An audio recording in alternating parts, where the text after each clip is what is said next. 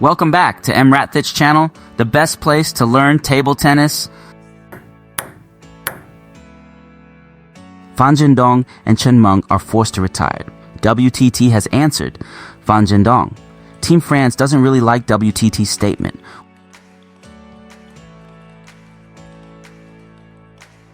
Why WTT's statement to Fan Zhendong and Chen Meng is wrong. The recent statement from World Table Tennis, WTT, addressing Fan Zhendong and Chen Meng raises more questions than it answers. While WTT claims to respect these icons of table tennis, their justification for controversial rules and penalties exposes flaws in their approach. Here's why their statement is problematic. 1. Fairness through penalties. Really? WTT argues that penalties for non-participation ensure fairness for all players. But how does forcing participation create fairness? If players have the freedom to choose whether to attend an event or not, it's unclear how this disadvantages others. Fairness comes from providing equal opportunities, not penalizing those who make legitimate choices based on their personal or professional priorities. 2. Inspired by feedback, but whose feedback? WTT claims that the changes in the 2025 handbook were inspired by player feedback. This raises a simple question. Where is the proof? Anonymized feedback would suffice to show transparency. Until then, it's hard to believe that players requested higher fines or stricter rules, especially given the consistent criticism from athletes like Devrim Uner and now Fan Zhendong and Chen Meng. 3. Why prioritize WTT events over others? WTT's justification for penalties includes the expectation that players prioritize their events.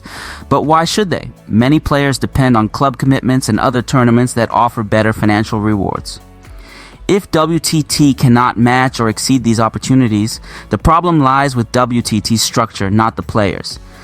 Suggesting that athletes should sacrifice their livelihood to elevate WTT's importance is both unfair and unrealistic. 4. The economics of fines don't add up. Fan Zhendong earned $68,000 in prize money in 2024, pre-tax. After taxes, travel expenses, and other costs, not much remains. Now, imagine the impact of fines. Skipping a WTT event could cost $5,000 per instance. Participating in these events requires additional expenses for travel and accommodation with no guarantee of winning prize money. This creates a lose-lose scenario for players, especially those outside the top tier. For lower-ranked players, the situation is even worse. They must bear significant financial risks with little hope of covering their costs. How is this fair for anyone? 5. Mandatory participation and calendar overload. WTT's expanding calendar adds to the burden on players. If mandatory participation becomes the norm, players are left with fewer options to manage their schedules, rest, or fulfill other commitments. This overreach risks alienating athletes who value flexibility and the ability to choose the most rewarding events. 6. Rankings that don't reflect reality. The WTT statement touts its ranking system as unbiased and fair. But players and fans alike have criticized it for years. A good ranking system should accurately reflect players' abilities and recent performances, yet WTT's rankings often fail to do so. The claim that experts designed the system is laughable when its flaws are so glaring. 7. Appearance fees and basic costs. If WTT insists on fines for non-participation, they must guarantee appearance fees and cover basic expenses for players who do show up. Without this, WTT events cannot be considered truly professional. Prize money alone doesn't justify mandatory participation, especially when players face opportunity costs by skipping better-paying tournaments or club matches. 8. The real issue, monopolizing the calendar. At its core, this situation reflects WTT's attempt to monopolize the player's calendar. But this strategy is doomed to fail.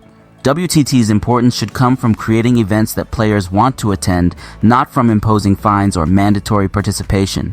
If their events are compelling and financially rewarding, players will naturally prioritize them. Conclusion: WTT needs a reality check. Fan Zhendong and Chen Meng's concerns highlight the disconnect between WTT's policies and the realities faced by professional players. Instead of enforcing participation through penalties, WTT should focus on making their events more attractive and supportive for athletes.